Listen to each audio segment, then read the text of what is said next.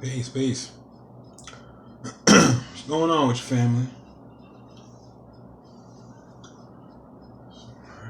Yeah. Yeah. Alrighty. So, got some people filling first.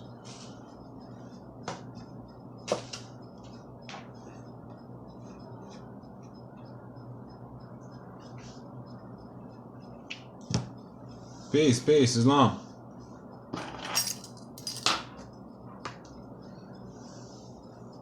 Peace, peace.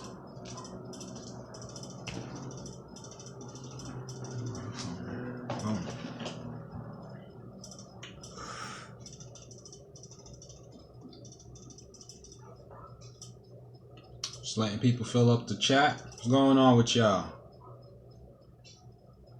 Peace, peace. Peace, family. Money Boy Films. Go get it.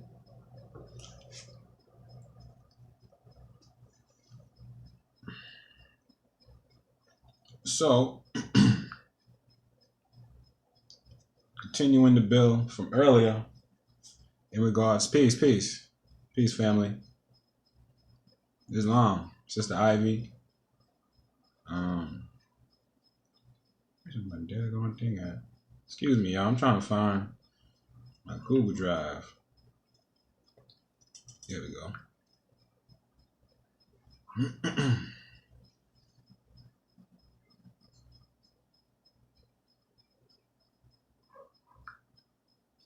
Oh, actually, this is something. Yeah, so we're just continuing to build off of that in regards to international law and understanding what international law is dealing with. First thing I'm gonna do is pull out my self-made Black's Law. And you're gonna go right into, let's see if this one has it. Nope. Islamers. Islam. That's part one. I'm gonna have to go into my part two. We're gonna go and look at international law. Shalom. Peace.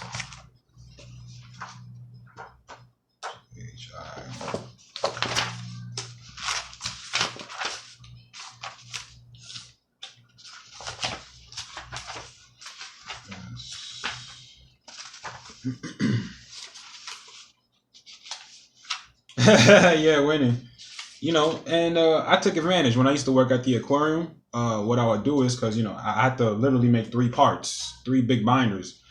You know, so what I did was every day I came into work, I would print out, you know, maybe 100 pages. So they had a big printer. So if I try to do it all in one day, it would have looked too obvious. So I spread it out throughout time. You know, while I was working there, every day I come in, print out 100 pages. On my break time, go pick it up, punch 3 holes through it, add it to the binder. You know, and I would just kept doing that over time until I was done. Let me see. INTER. Getting close, getting warm. Looking for international.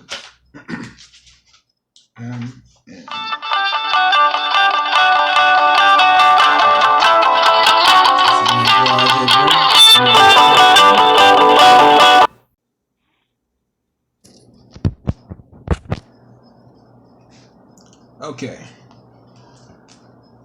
We back.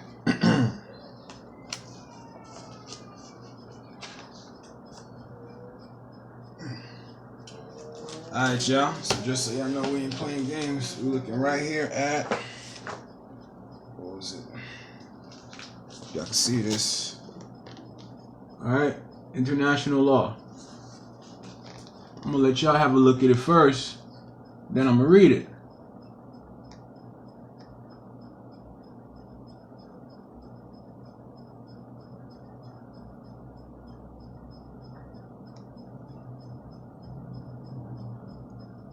All right.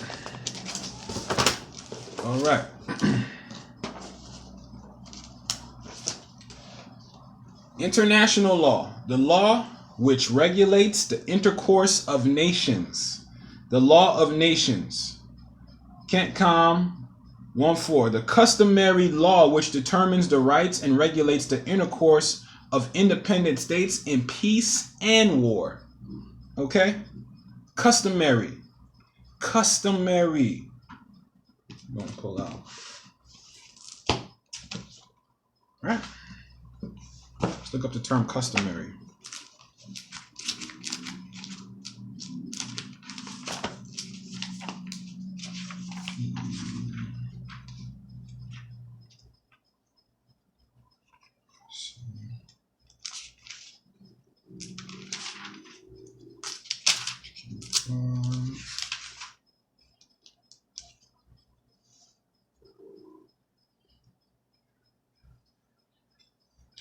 Customary.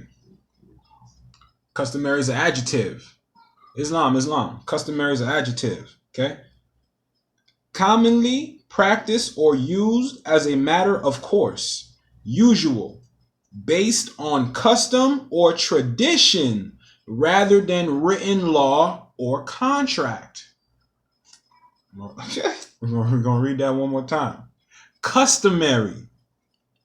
Commonly practiced or used as a matter of course. Usual. Based on custom or tradition rather than written law or contract. So now we're going to look up tradition. P-S-T-T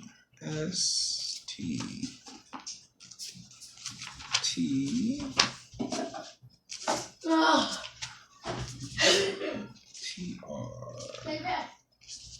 Here we go. This is all getting understanding of what international law is. T-R-A-D. Here we go. Tradition. Noun.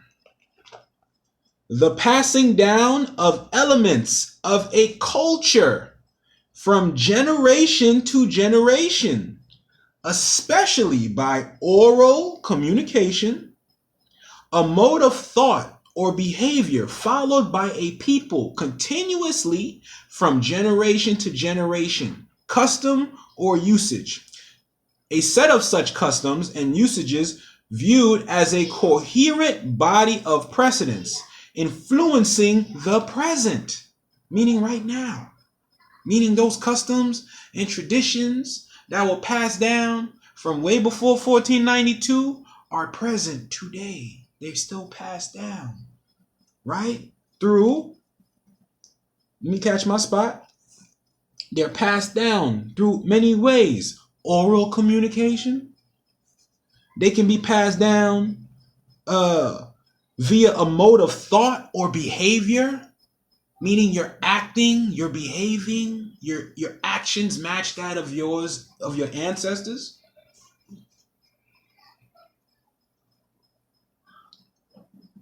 And this is a behavior that's followed by a people continuously. So kind of like how they say, so you can see Moors today, how they dress in their natural habit, and then you look in history and you see Moors that were in the same natural habit. The only difference was that every custom matched the time period that our ancestor was in at that particular cycle. So, but back then, I look in old paintings and museums, history books with illustrations, carvings on walls. I see certain elements that we're using today, that were used way back then, that are being used continuously, even in the present. Tradition.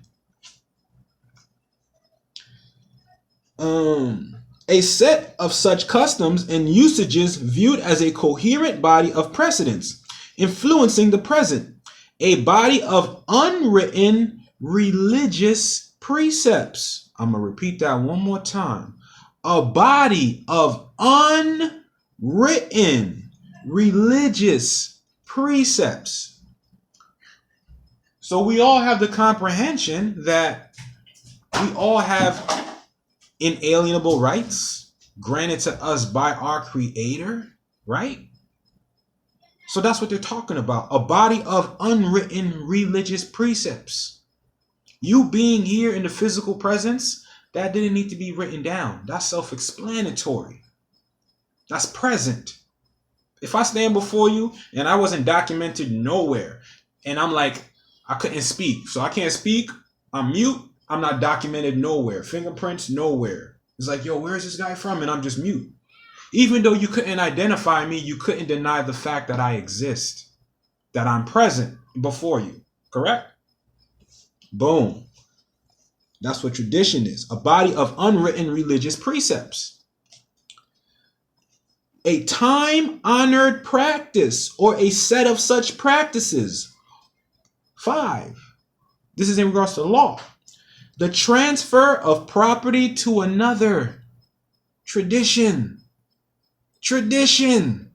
The transfer of property to another.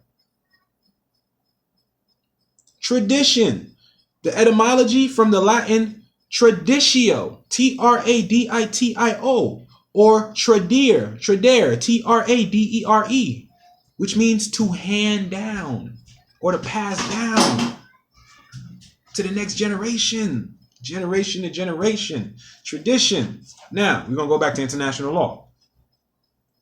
International law, the law which regulates the intercourse of nations, the law of nations, the customary law which determines the rights and regulates the intercourse of independent states in peace and war. So when we talk about coming back into the common law is based on your customary culture, traditions. How did your ancestors function? You have a right to function the same. All right, y'all. Now,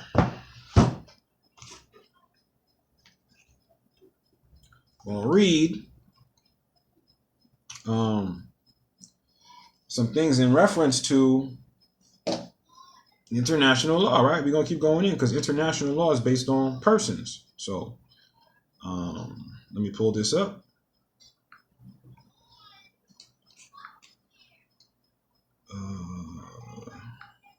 Here we go.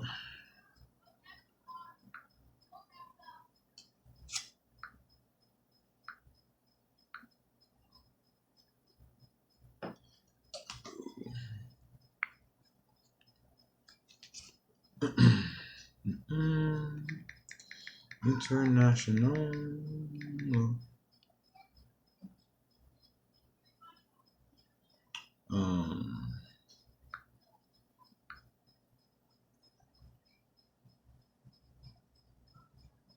Here we go. I'm going to do the convention. International law.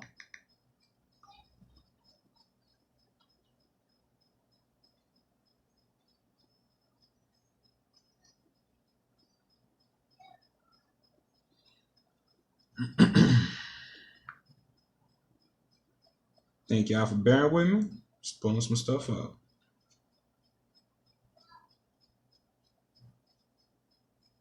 Let's see here. That should be in the folder now.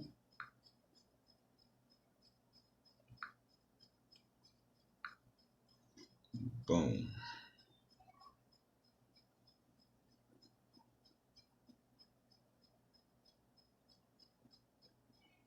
Okay.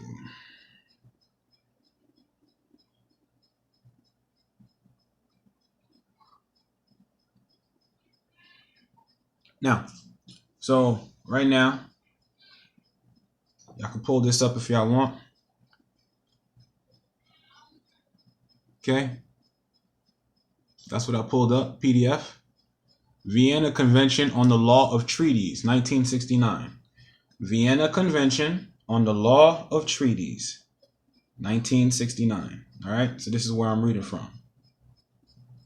Okay.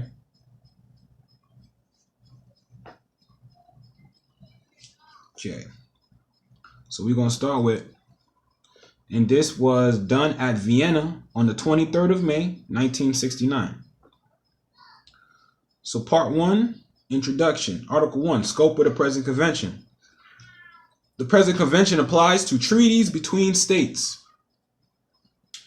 For the purpose of the present convention, this is Article 2. A. Treaty means an international agreement concluded between states in written form and governed by international law, whether embodied in a single instrument or in two or more related instruments, and whatever its particular designation. B. Ratification, acceptance, approval, and accession mean in each case the international act so named whereby a state establishes on the international plane its consent to be bound by a treaty. Full powers means a document emanating from the competent authority of a state designating a person or persons to represent the state for negotiating, adopting, or authenticating the text of a treaty, for expressing the consent of the state to be bound by a treaty, or for accomplishing any other act with respect to a treaty. D. Reservation means a unilateral statement, however phrase or name, made by a state when signing, ratifying, accepting, approving, or acceding to a treaty, whereby it purports to exclude or to modify the legal effect of certain provisions of the treaty in their application to the state. E. Negotiating state means a state which took part in the drawing up and adoption of the text of the treaty.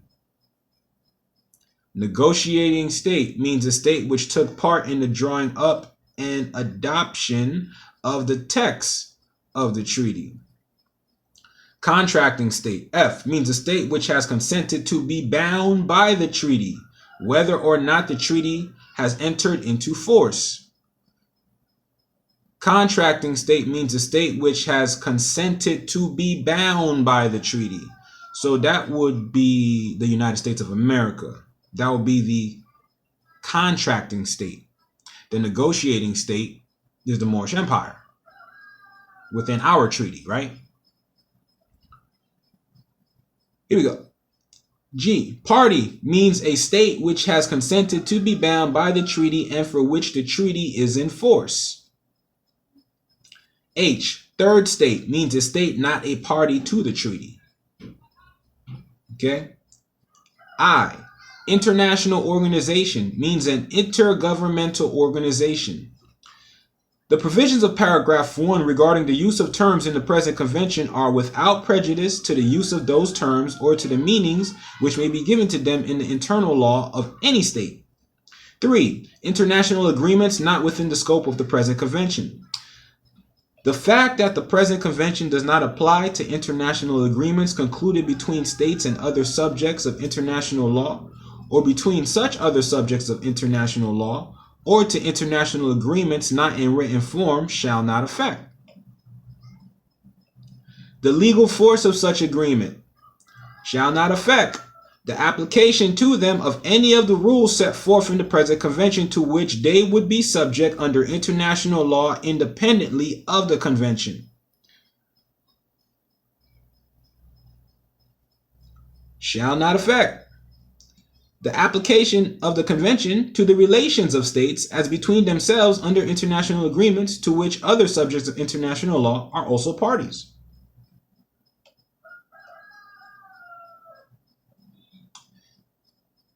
Let me see here.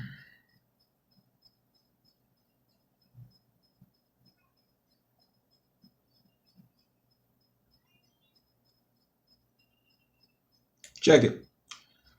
Go to Article 5.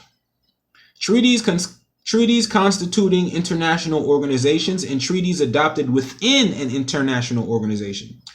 The present convention applies to any treaty which is the constituent instrument of an international organization and to any treaty adopted within an international organization without prejudice to any relevant rules of the organization. Okay? So when you have an organization and you apply the treaty to your organization, it's saying you fall underneath international law, whether you want to or not.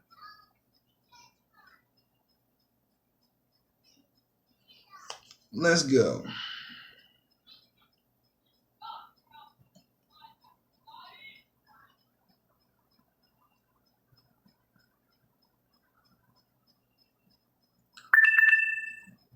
Uh-oh, battery life. Battery life. Battery life. Where my thing at? Where the charger at?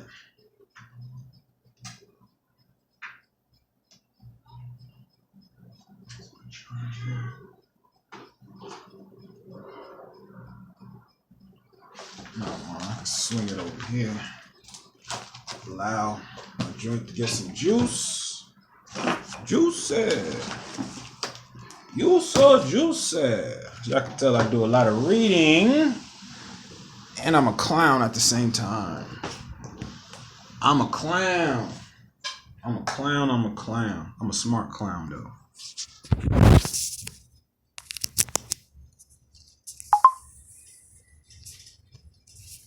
Hey, y'all. Is the video straight or is it upside down? Just let me know. Just let me know if it's straight or if it's upside down. It's hot today, man. Man, rise out, yo. Get that. You gotta remember, when the colonizers came upon this land, they found us naked, okay? They found us naked in the Garden of Eden. You better stop that. Clothes. Shoot. Honestly, man, if I'm in my natural habit, I'm like this all day. So, here we go.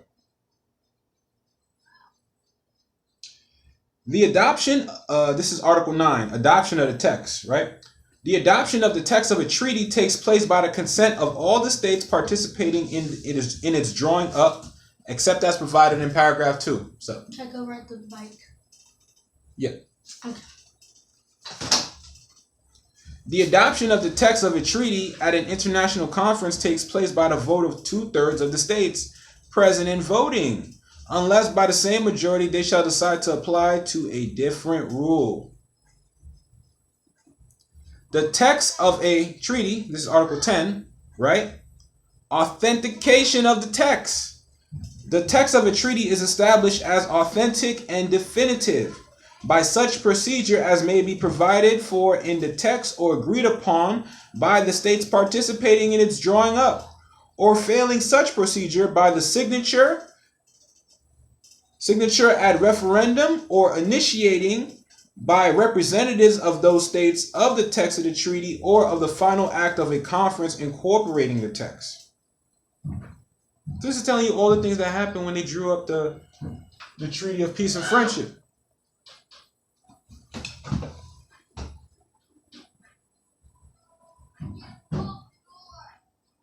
Demi, stop doing that. You stop doing that, Demi.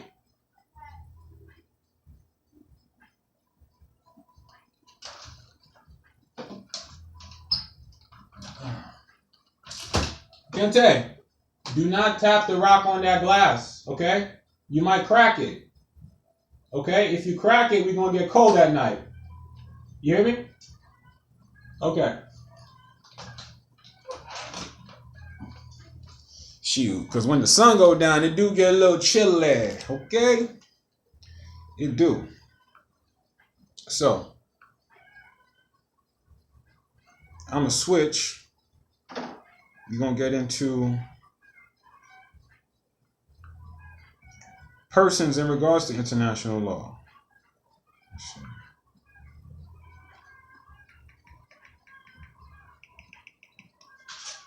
Persons in regards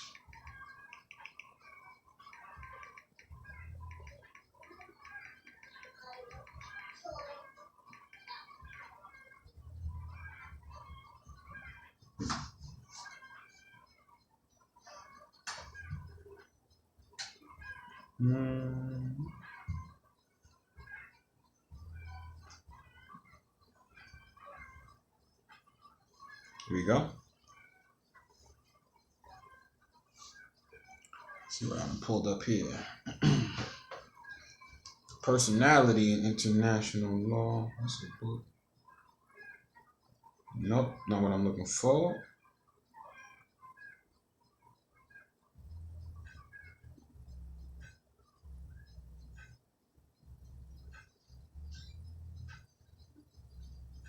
Okay. I'm gonna show you how simple this is, man. I went to Wiki. Okay. Where's the camera? I went to Wiki. Okay. Wiki. Look at this. Basics. History. Okay. Not saying this is the end all be all, but I'm like, yo, get your mind wrapped around it. Get down to the basics. Use what's accessible to you right there in your face every day. Right? So, international legal personality is an important facet of international law that has developed throughout history as a means of international representation. With the acquirement of personality comes privileges and responsibilities. Personality has been given to states, corporations, non-governmental organizations, international organizations, and individuals.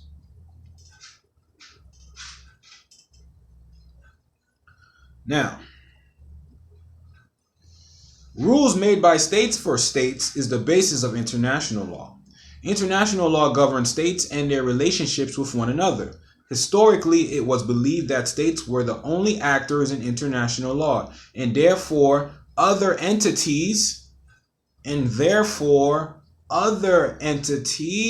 were merely the responsibility of international law. They're all entities, yo.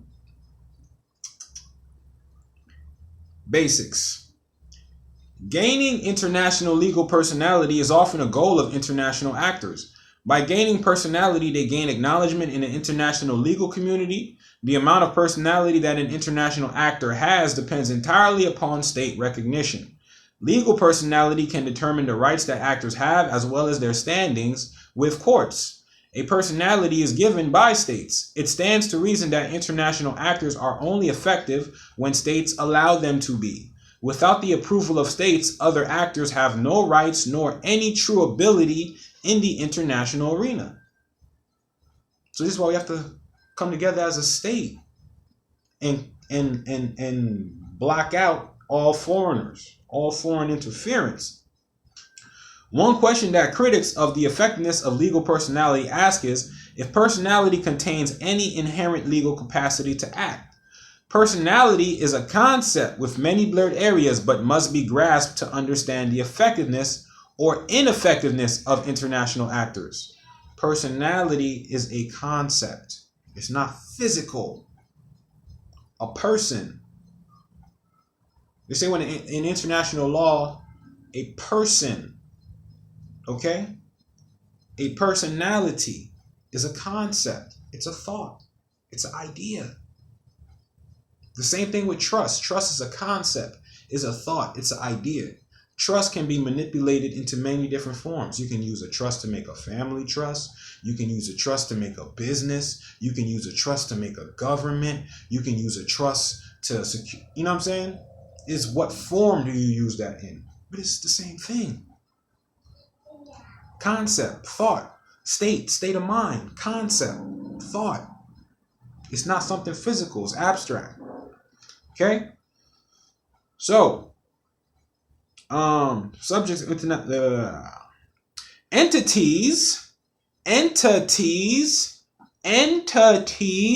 that are capable of being granted personality and thus being subjects of international law are those with the capacity to act within the international arena. Entities that are candidates for international legal personality include corporations, companies, sovereign states, international organizations, and individuals.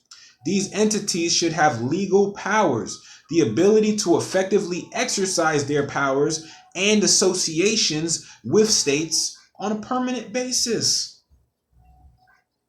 So you see what you're doing when you're creating a trust?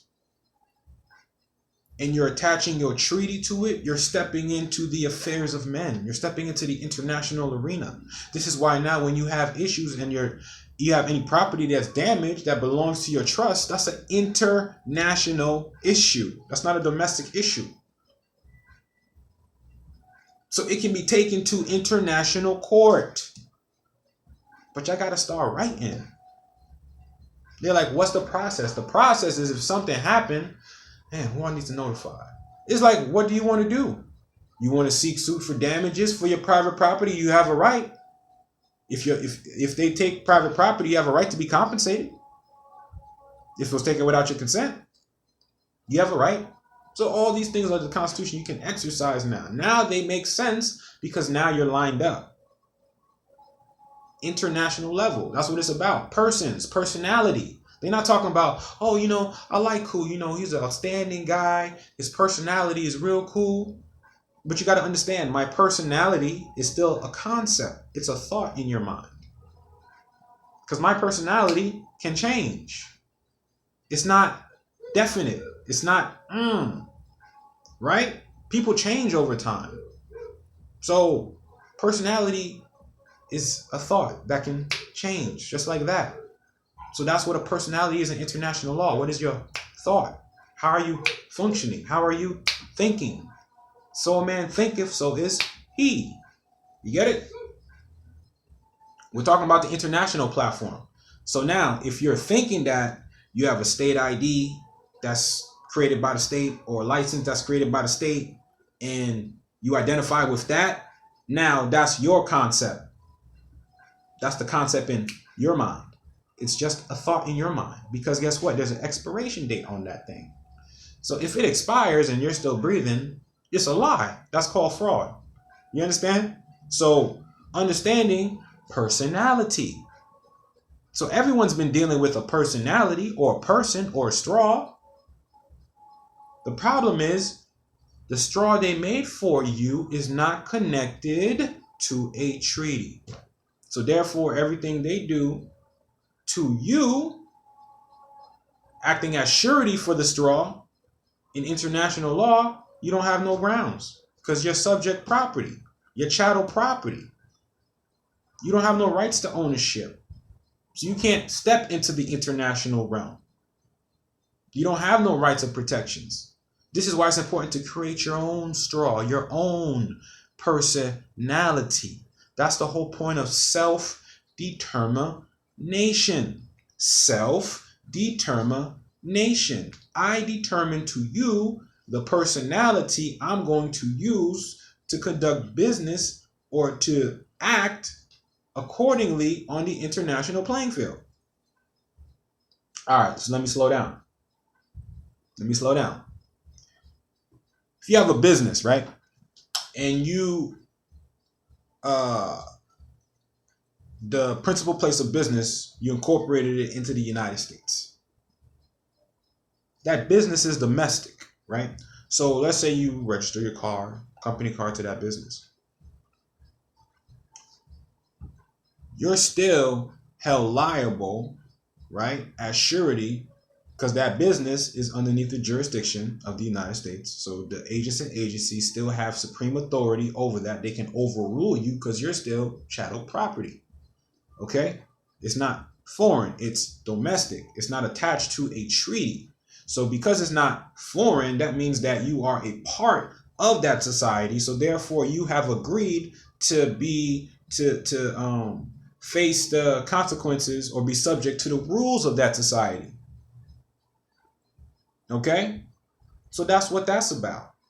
So, but if you register your car to a foreign personality that's outside the jurisdiction of the U.S., that is not a resident, okay, has its own identifying number, it's a personality, it's a thought.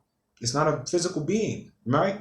Remember I was saying earlier, Sunel don't have a face. Sunel don't have a physical body. Sunel is not thinking in itself. Sunel is a concept. It's a concept. Being Moorish American is a concept that has been handed down orally from generation to generation in different things we did. Buildings, structures, civilization, paintings, architecture, carvings in walls, whatever we did, the purpose was for it to be passed. It was for the elements, the principle of, the substance of what those civilizations had to be passed down from generation to generation. You see what I'm saying? From generation to generation, passed down. Tradition, customary. That's what you call customary law, which is constitutional. That's why Article 6, treaties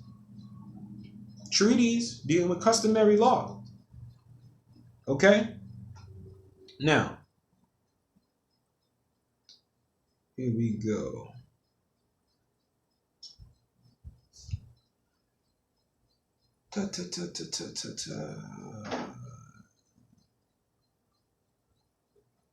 Let's see here.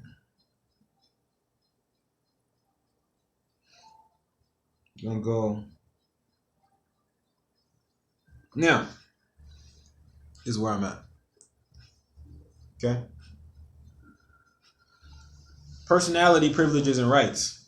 Rights that come with obtaining international legal personality include the right to enter into treaties, the right to immunity, the right to send and receive legations, and the right to bring international claims to obtain reparation for damages. Those who have international legal personality can sue and be sued, can enter into contracts, can incur debt, and pay various taxes. NGOs, let me make sure what an NGO is. An NGO is a non-governmental organization. NGOs with personality are able to participate directly with international bodies and organizations created by legislation and treaties. So, treaties, right, allow non-governmental agencies to participate directly with international bodies and organizations created by legislation and treaties. They are given the ability to fund a cause rather than ask for funding for a cause. They are even given certain legal rights and protections. NGOs that are parties of a treaty can file for wrongdoings. NGOs with personality can eventually gain representative status on international councils and assemblies. Some NGOs, such as Red Cross and Red Crescent societies, have been given rights that governments usually give to IOs. International organizations. NGOs are not held back by things such as political parties and re-elections. They are simply allowed to lobby for what they think is the best choice. This freedom is typically found only in non-governmental organizations. This freedom gives NGOs a type of flexibility and efficiency that, once again, other international actors don't possess. More energy is bound to arise from an NGO rather than an IGO, as NGOs are voluntary, non-governmental organizations. The people within a non-governmental organization. So you see how people come together and then they put on a personality.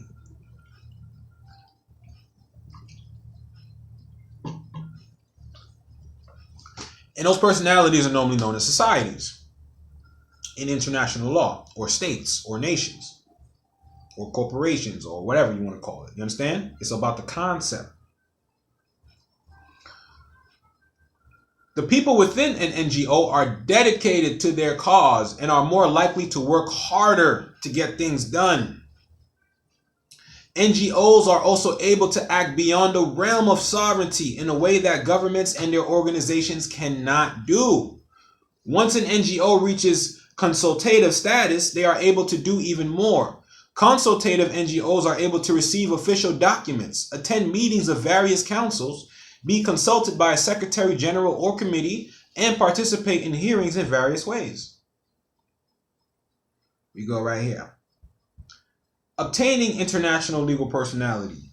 There are theories to consider when deciding how international legal personality should be applied and from where the power comes. The legal traditionalist approach. The legal traditionalist approach is one such method in this way of thinking. Thinking. It's about thinking, y'all. It's about thinking. The Prophet Drali said, if I can only get you Moors thinking. You understand? He was getting us ready for international law. He was getting us ready for international law. Thinking.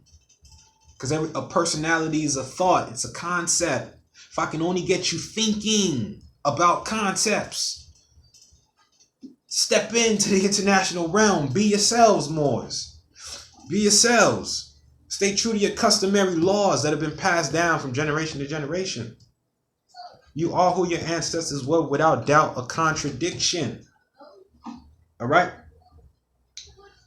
In this way of thinking, one would believe that international legal personality must be explicitly transmitted from states to actors via some legal instrument, like a treaty or constitution or trust indenture, you know what I'm saying? Articles of organization.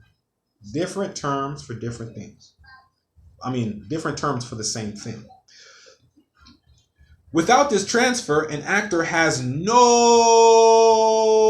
standing. Without the transfer, an actor has no standing. In this approach, states are viewed as the ultimate international actors and the only source of personality. You see why it's so important to form your state?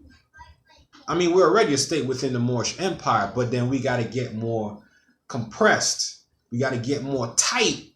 You understand? We can't just be loose all over the place. Moorish Empire, we're loose. Nah, we're the Moorish Empire, and then now we're tightened up in certain places. You got Sunel over here. You know what I'm saying? You got Ta al-Maruk over in Tennessee. You got another organization over there, another one over there, another one over there, another one over there, all operating and functioning and thinking in the name of the empire.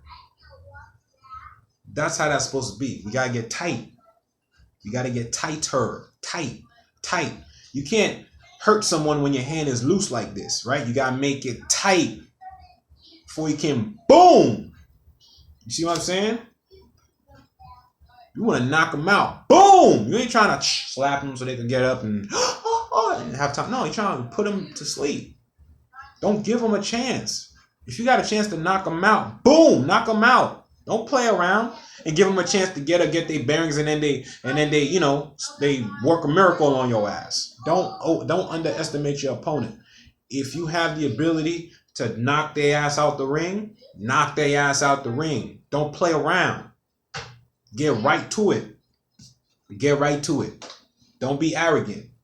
Don't be arrogant. If you can finish it quick, finish it quick. That was even one of Bruce Lee's teachings, right? How to defeat an opponent in less than a minute. He wasn't in there trying to, do the best moves, make the fight last long. Nah, man. He's trying to knock your ass out in less than 60 seconds. Point blank, period. That gotta be the mindset. Stop playing around. So, states, y'all, we got our nation, right? Then the prophet said, save yourselves. You know what that means when it says save yourselves? That means, all right, y'all, the nation is here, it's formed. Now, wherever y'all at in y'all particular state territory, start coming together. Start studying together. Start building together. Formulate your body over there. You understand? Bring it together. Create your personality. How you gonna function? Think. Attach the treaty to your personality. Think. No one's thinking. Check it. Now, this is the factual realist approach. Yeah, build with force and might around you and ready. Exactly. So here's the factual realist approach. That was the legal traditionalist approach, right? The factual realist approach. Directly opposite of this approach is the factual realist approach. This method of thinking outlines global integration as the source of international legal personality rather than states. Factual realists would assume that states will eventually cease to be the source of personality for NGOs as globalization and transculturation occur. Look at what transculturation is. It's pretty much merging and converging cultures. That sounds like assimilation to me. Yeah. I don't know about that dynamic factual realist approach. That sounds like colonization. That's how we got into this situation in the first place, with their factual realist approach. Right. Here's the dynamic state approach. The dynamic state approach falls rather nicely between the two latter approaches. Basically a halfway point between factual realism and legal traditionalism. This approach finds the source of personality for actors lies within international treaties or customs. I'm gonna read that one more time, y'all. The dynamic state approach, and mind you, these are all concepts of thought. The dynamic state approach falls rather nicely between the two latter approaches. Basically a halfway point between factual realism and legal traditionalism. This approach finds the source of personality for actors lies within international treaties or customs. Remember we went over customs earlier? Passed down from generation to generation via oral or through elements or through ways of living that affect the mode and behavior of thinking, even now to the present. Okay. Right? So this approach finds the source of personality for actors lies within international treaties or customs. Dynamic state approach theorists would claim that while legal traditionalists lean too much towards preserving international law through tradition, factual realists tend to disregard the customs and traditions of international law. So this is why factual, right, like I said, sounded like colonialism, because they don't have no respect for customs and traditions. You understand? No respect for customs and traditions.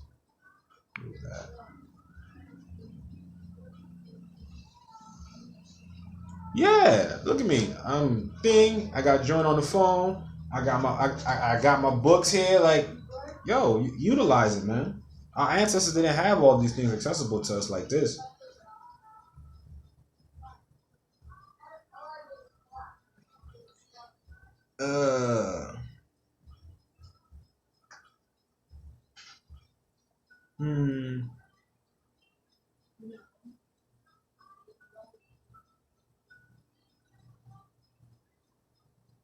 See here.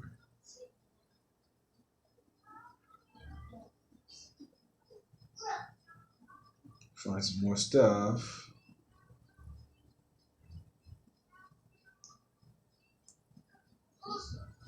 Okay. So this is where I'm at now. Let me show y'all. So I went down to the bottom, right? I went down to the references, right? And then hit the first one, international legal personality. All right. I'm gonna pull you here to this thing right here, Icelandic. All right, that's what I'm reading from. Dude, we're gonna be watching Spider-Man in Carlos's room. Is that okay? Mm-hmm. Just in case it doesn't have no bad words in it, it should be saying. Okay, you're fine. If it does, I think I could make it where they remove. You're fine. Okay. Okay. Okay. International legal personality, right? International law is based on rules made by states for states. Rules made by states for states. We had to make a treaty for the United States of America to keep their ass in check. Right? All right. Won't you consider the Moorish Empire a state? Okay. The Moorish Empire had to agree to the American Constitution, so therefore it had to be in alignment with Moorish law, customary, had to be in alignment with customary Moorish law, because the Moorish Empire, right, the Sultan of the Moorish Empire, and the agents of the United States of America both had to agree to it. So why the hell would the Sultan agree if it wasn't in alignment with Moorish customary law, traditional law? Anyway, states are sovereign and equal in their relations and can thus voluntarily create or accept to abide by legally binding contracts. Repeat that one more time. States are sovereign and equal in their relations and can thus voluntarily create or accept to abide by legally binding rules, usually in the form of a treaty or convention. By signing and ratifying treaties, states willingly enter into legal contractual relationships with other state parties to a particular treaty, which observance is normally controlled by the reciprocal effects of non-compliance. The capacity of states to enter into such relationships with other states and to create legally binding rules for themselves is the result of states' international legal personality, a prerogative attributed to all sovereign states. I'll read that part one more time.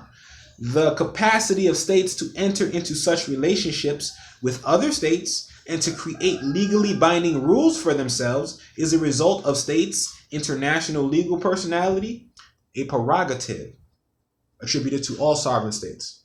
So you see in the Constitution, none of the corporate states, Washington, New York, Philadelphia, Connecticut, Utah, Nevada, Wyoming, etc., all of these corporate states cannot make treaty. They aren't allowed to treaty. Did y'all know that? Did y'all know that like Washington State cannot make an agreement with like Georgia? Or like Florida can't make an agreement with New York? Or like LA cannot make an agreement with Virginia? They're not allowed to make treaties with each other. Okay? But Sunel is. Sunel can make contract voluntarily with Washington State. Sunel can make contract voluntarily with New York State. Sunel can make a contract voluntarily with Florida. Sunel can make a contract voluntarily with Utah, LA, California, Michigan, Minnesota, blah, blah, blah, blah, blah, blah, blah, blah, blah. Okay? So we have a right to make treaty unlimitedly. So if I have an agreement, or if Sunel has an agreement with Washington here, and then Sunel makes another agreement with Florida over there, or with New York, right? Then that's three different states. That's three different states that you're able to contract with internationally, right? Because you're allowed to do that, but they can't. They can't make treaty with each other.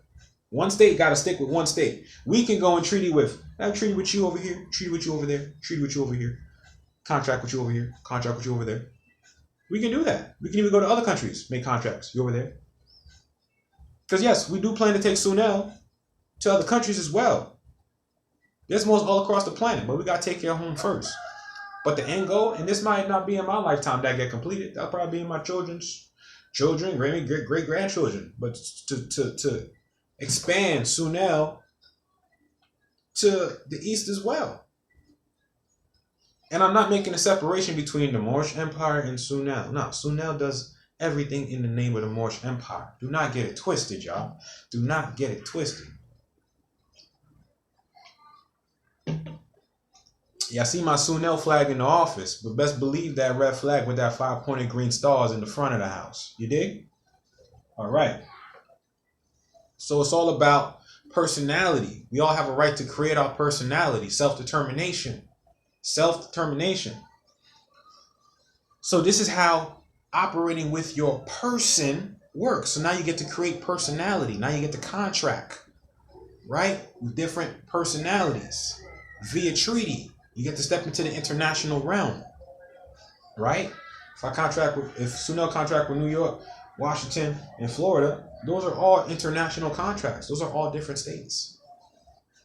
Those are all different states that can't contract with each other themselves. But Sunel can contract with you, and you. And keep on contracting. Willingly. Right? So,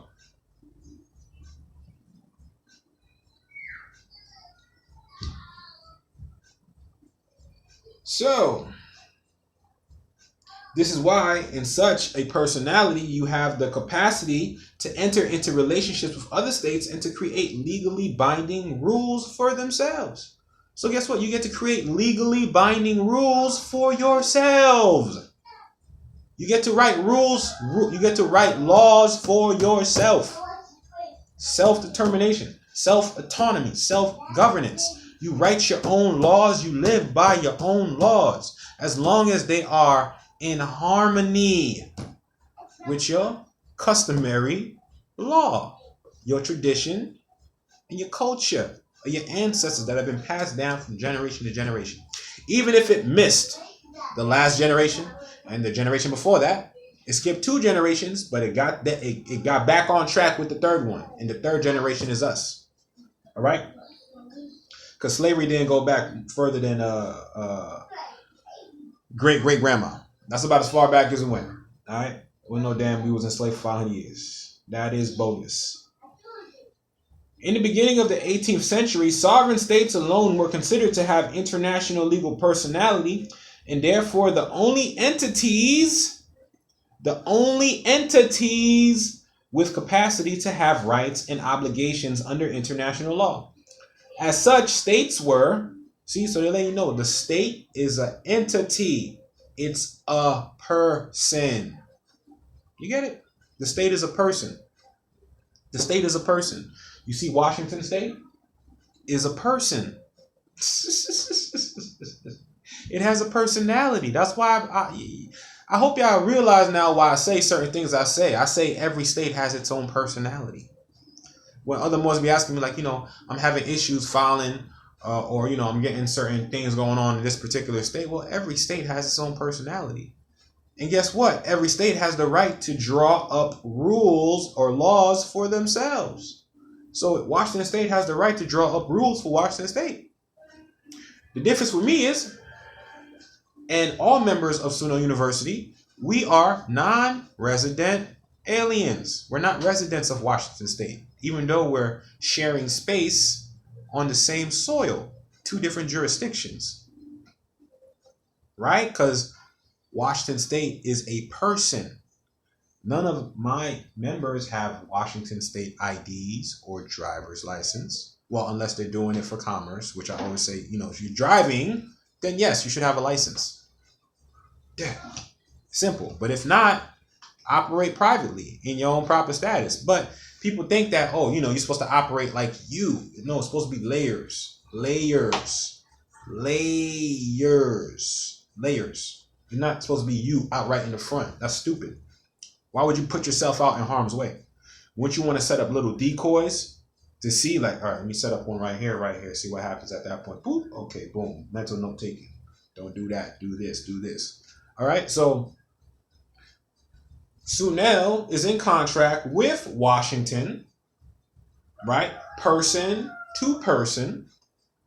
Sunel is attached to the Treaty of Peace and Friendship, 1786.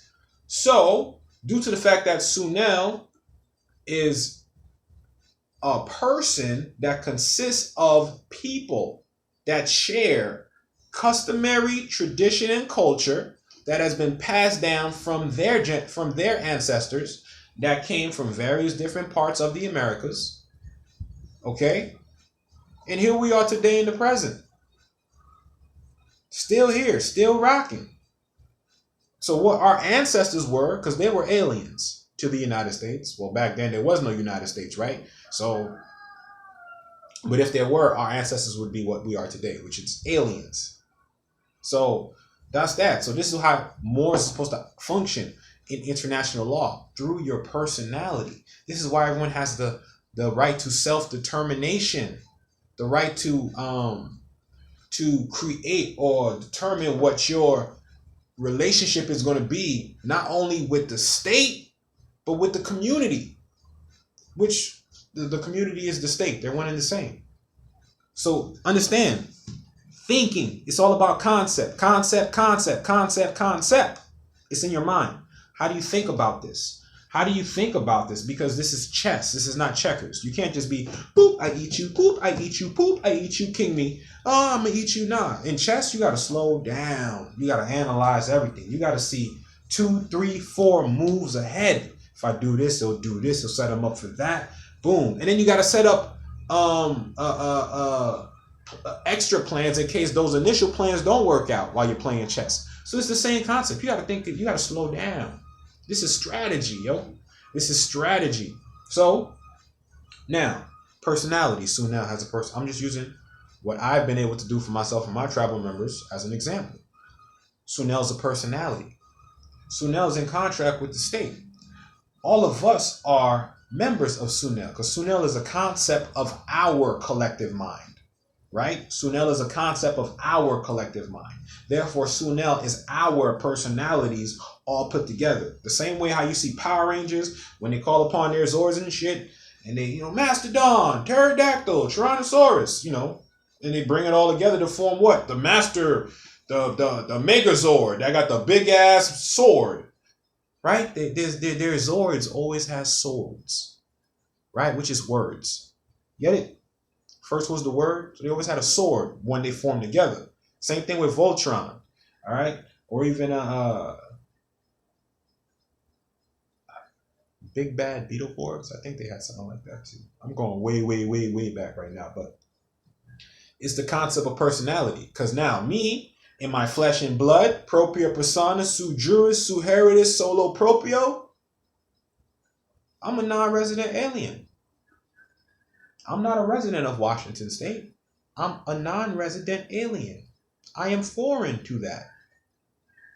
But understanding that Washington State is a state of mind. It's a concept.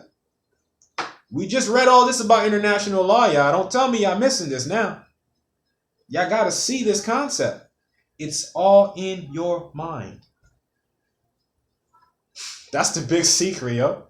It's all in your mind. It's all in your mind. So, where's your treaty at? Are you tied to your treaty?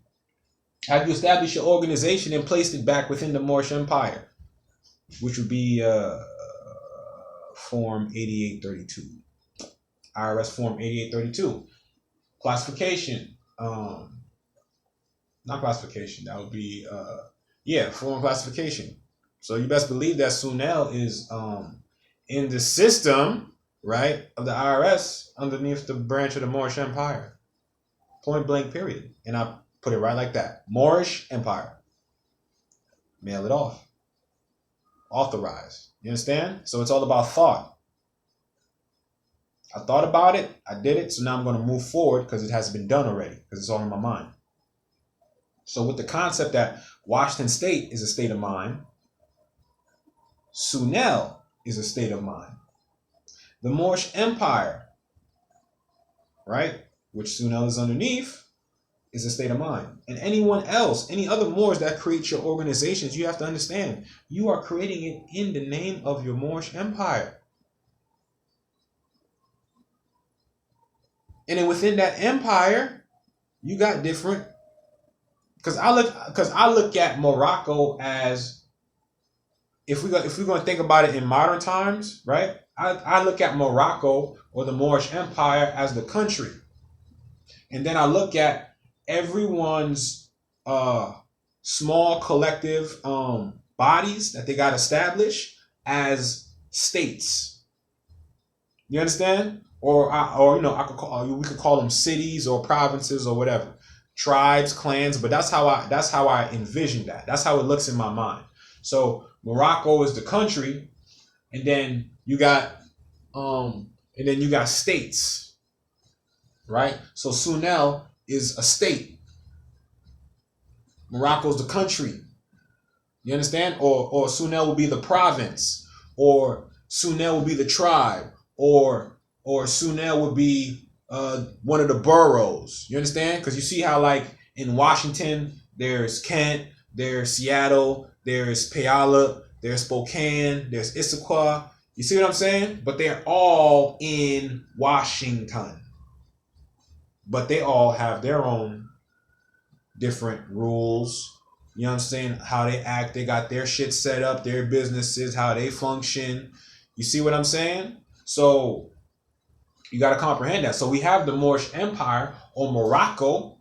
And then now, because what happens is Morocco has always been here. The empire has always been here, but we've been sleeping. So therefore, there were no active states operating on behalf of the Moorish Empire. The Moorish Empire ain't gonna be like, please do business in my name. The Moorish Empire ain't asking nobody. The Moorish Empire is a thought, it's a concept, it's a way of thinking that's customary. It's been passed down for a very long line of ancestors. It's been passed down. Okay? And if we line up with that, right?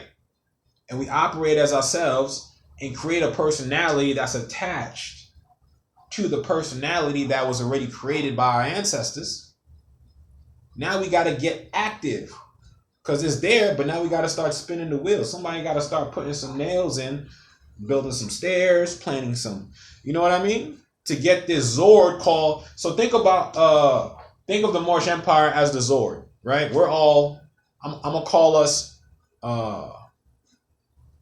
Mo-Ra Rangers, all right? So we are Mo-Ra Rangers, or I just call them More Rangers, right? We're More Rangers. Forget Power Rangers. We're More Rangers, right? We each, you know what I'm saying, got our little thing. We turn up. It's time to turn up. We transform, whatever. So now Morocco is what, when we're all together and we're all functioning under our own capacity of autonomy and we're treatying with each other, you know what I'm saying? Then that's what Morocco or the Moorish Empire looked like.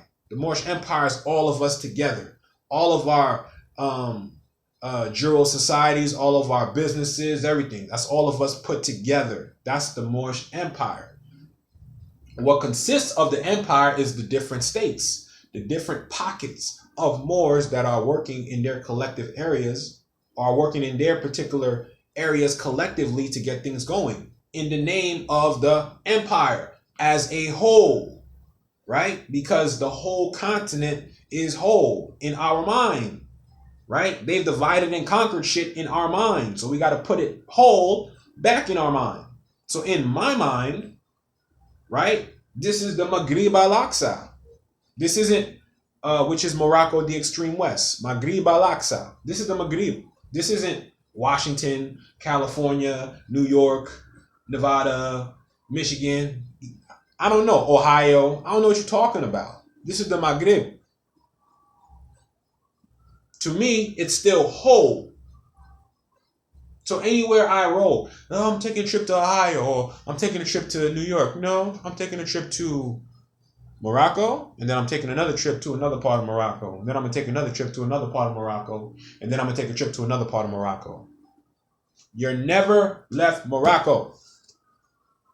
Never, never, never. Okay? Unless you leave it in your mind, then you're someone else's fool. This is where jurisdiction comes into play. All right? Because no one can speak on your customary laws and traditions of your ancestors. No one. No one. Okay? Freedom of speech. Understand. So, understanding that everything is about concept and thought. All right? State to state to state. My thought in my brain is with the Moorish Empire. That's my thoughts.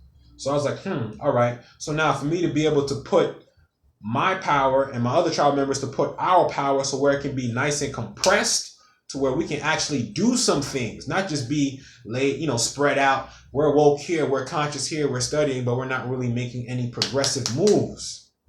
I'm talking about making progressive moves. I'm not talking about just to hang around and chill out and everybody fezzed out and shit just so we could talk about how ill we look. No, I'm talking about actually having something, establishing something for ourselves, for our children, and that can be a beacon light or an example for other Moors establishing their state. And it's the ill part about these so-called corporate states? That doesn't mean they can just treat you with one, let's say, state within Morocco. There could be two Moorish states contracting with Washington State right now. You understand what I'm saying? There could be more than 3, 4, 5, 6. States that are contracting in the same place. So you see how before they were called states, if you didn't do the divide and conquer stuff, you would see that a lot of different tribes lived together in that same so-called, what we call state today. They lived in that same area together.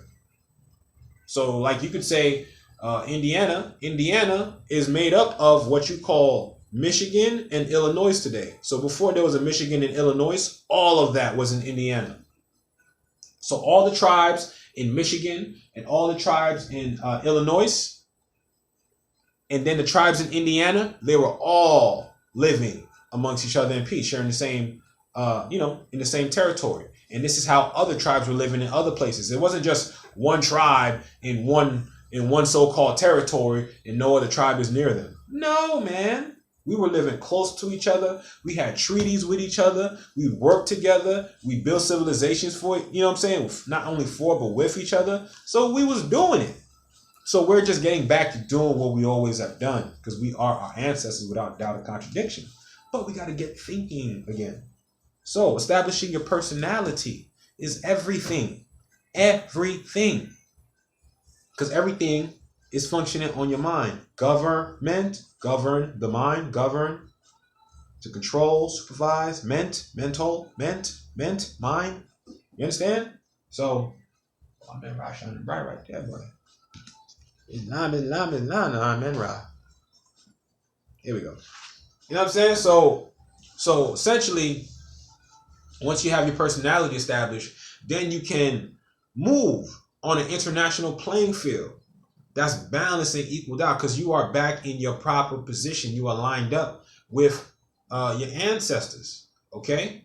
And like I said, treaty, man. There's no constitution on this planet that came into existence without a treaty coming before it. So if you don't know what your treaty is, I suggest you read up on the Treaty of Peace and Friendship, 1786, between Morocco and the United States of America.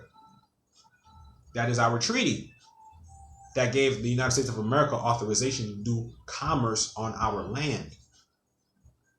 To do commerce on our land. Okay? So for the so-called Europeans that branched away from New England, right? They established their own personality. Or I wouldn't say they established, I'd say we helped them establish a personality called the United States of America, which is really the United States of Morocco. Okay? The personality that we granted to them or helped them establish was the United States of America to do commerce on our land with us that were already here. Okay? So you got to understand, the moment they took the gold out in 33, this is when the whole concept of personality really started to kick in. Because if we're trading in gold and silver, then I could just sell you, or I could offer you what I offer as myself. Hey, I'm Kumari Suel. This is what I offer. I do this, I do that, I do that, I do that, I do that. There wouldn't need to be a name. There wouldn't be a need for, let's say, Sunel University. There wouldn't be a need for, let's say, Sunel Chiamaru Republic or any other organizations, period. You would just be able to do what you do. You charge gold and silver or real money, things of real value, barter and trade, and you keep it pushing. But because we don't have gold and silver, this is why personalities now are necessary, because everything's being transferred through our states, e-states. They took our e-states, which were private, which were being governed according to customary law, and they made them into states. The only way they made them into states is because we stopped thinking. We stopped thinking according to our customary law. We forgot about the treaty. Come back to the treaty. Hold tight to the treaty. The treaty's here to protect you. Okay? And just to give you the further knowledge, the W.A. Ben, right? When you create an entity, establish it for W.A. Ben purposes. I learned this from Jonah Bey. You know what I'm saying? But W.A. Ben purposes is the W is Allah in Arabic. You understand? The 8, when you flip it sideways, is the infinity sign. Okay? When you have an 8, it's an hourglass. But when you make it horizontal, It's an affinity. It's the affinity sign. Okay. So Allah's infinite. What do you think BEN stands for? I'll let y'all finish that part. Allah's infinite Ben. So you tell me, because everything's codified. They like to give things away in messages, right? So when we align with our treaty, we're aligning with Allah's infinite benefit, which is what? Our inheritance, man. Birthright. Our birthright is our benefit. The benefit of existing, the right to exist, the right to be. That is our benefit as the beneficiaries. You understand? So this is how the international realm operates. Everything is through persons. This is why I tell you, we make moves. Everything's in the name of Sunel. There's nothing in our proper person. Everything is through our personality. All right? Everything is through our personality. That way we're protected. Okay? And that's just how we got to do things. Look like somebody pulled up. But that's just, it looks like that. But that's just how we got to do things, right? So if we can understand that concept, it'll clear up a lot of things on how we're supposed to be moving. It'll clear up a lot of things as to why it's so important or crucial. Trust. This is why I talk about trust. This is why when I declared my nationality, I was still sitting there stuck like, yo, I was stuck for about another 4 to 5 months after I declared my nationality. I was stuck. Like, I don't want to go back into the commercial realm using the social or using the straw. Like, damn. But I still got to make ends meet. I still got to function, right? While still being under occupation. I got to figure this out. So how am I going to do this? How am I going to get this done?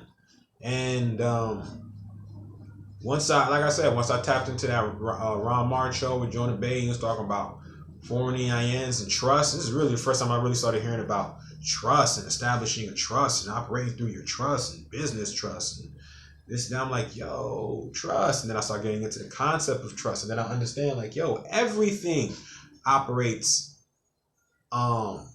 based off trust. Who's that? Yo, it's your son. Oh, what's up, Carlos? What's up, Cook? Going on? Yeah, I can do that for you tomorrow at 3. Thanks. No problem.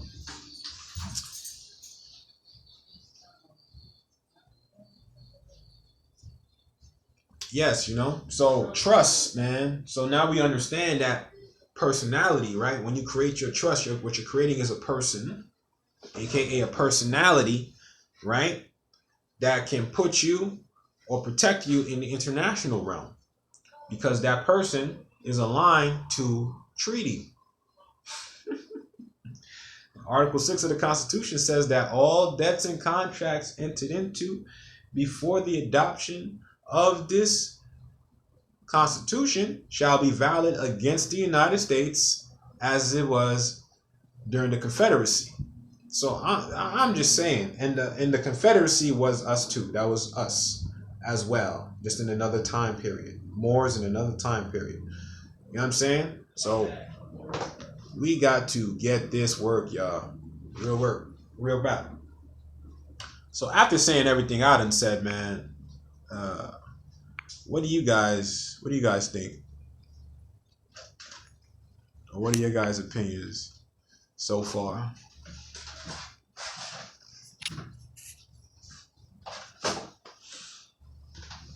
You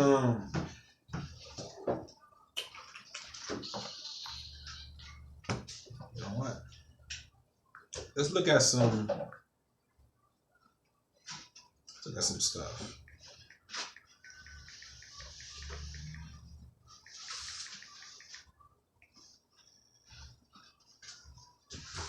Fine.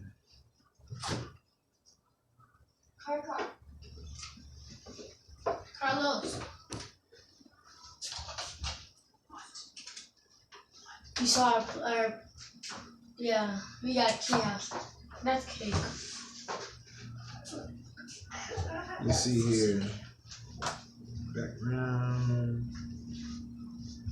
You want to go outside and play? Yeah? Yeah.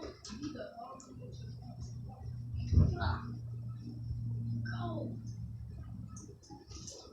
Yeah, we got work to do. We got work to do. Oh, there we go.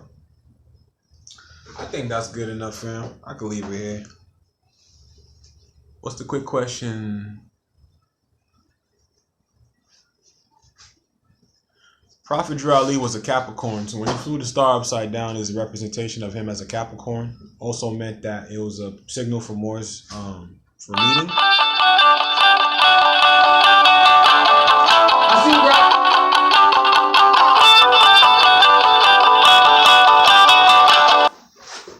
Yeah. So I'm about to head out. I got some errands to run. But yeah, to answer that question, like I said, same people in different time periods. So in those different time periods, we had our own different personalities, but they were still in alignment with that original source. So the flags may have looked different. You have one white flag, five-pointed gold star. You have a plain red flag. Then you got a red flag with a 5-pointed green star. You understand? So all these are different us at different time periods. They're all still our shit.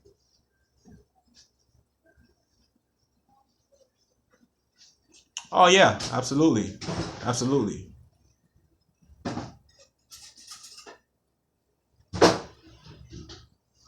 Yup, and make sure it's all rights reserved for that signature. All rights reserved. Or you could write without prejudice and then first and then sign through it. Or you can write all rights reserved first and then you sign your signature through it. You understand? So you can do it like that. But family, I gotta get going, man. I appreciate y'all rocking out with me for almost an hour and a half, almost 90 minutes. Hope we got some good information in. Hope we got a lot of clarity on international law. And I'm gonna keep red ink or blue ink. I'm gonna keep going over this until we get this wrapped in our mind, so we can start thinking again. All right, to get ourselves operating properly. All right, fam. Peace, man. Love y'all. Islam. Catch y'all next time.